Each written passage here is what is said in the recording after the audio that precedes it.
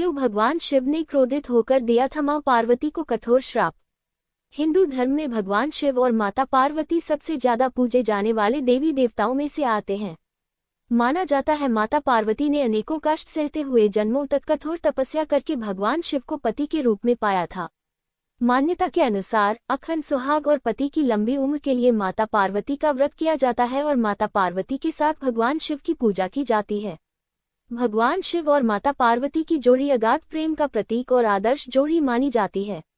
लेकिन एक बार भगवान शिव माता पार्वती से इतने ज्यादा नाराज हो गए थे कि उन्होंने माता पार्वती को श्राप तक दे दिया था।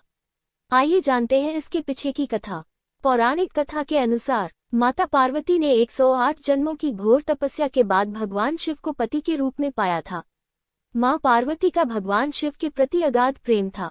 एक आदर्श पत्नी की तरह मां पार्वती भगवान शिव की सभी बातों का पालन करती थी और जब भगवान शिव कुछ बोला करते थे तो उसको पूरे ध्यान से सुनती थी।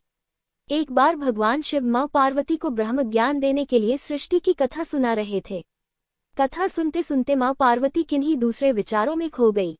जैसे ही भगवान शिव को इस बात का एहसास हुआ कि मां पार्वती उनकी बातों पर ध्यान नहीं दे रही हैं, तब उन्होंने मां पार्वती से पूछा कि क्या आप मेरे द्वारा सुनाई जा रही कथा को सुन रही हैं।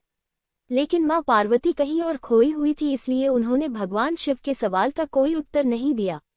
कुछ समय बाद जब मां पार्वती का अपने विचारों से ध्यान भंग हुआ और वे अपनी दुनिया में वापस लौटी, तब भगवान शिव ने क्रोधित होते हुए मां पार्वती से कहा कि आपने ब्रह्म ज्ञान का अनादर किया है।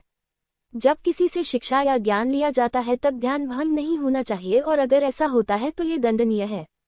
इसके बाद भगवान शिव ने दंडस्वरूप मां पार्वती को श्राप दिया कि अब आपका जन्म किसी मछुआरे परिवार में होगा। मां पार्वती को अपनी गलती का एहसास हुआ, पर तब तक काफी देर हो चुकी थी और भगवान शिव उनको श्राप दे चुके थे।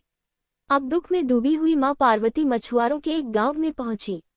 इस गांव के मुखिया की कोई संतान नहीं थी।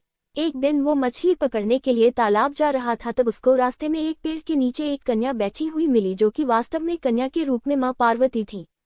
वह नन्ही कन्या पूरी तरह से वहां अकेली थी, उसके साथ कोई भी नहीं था। तब मछुआरे ने इस घटना को प्रभु की कृपा समझा और उस नन्ही कन्या को अपने साथ अपने घर ले आया। मां पार्वती उसी घर में कन्या के रूप में रहने लगी।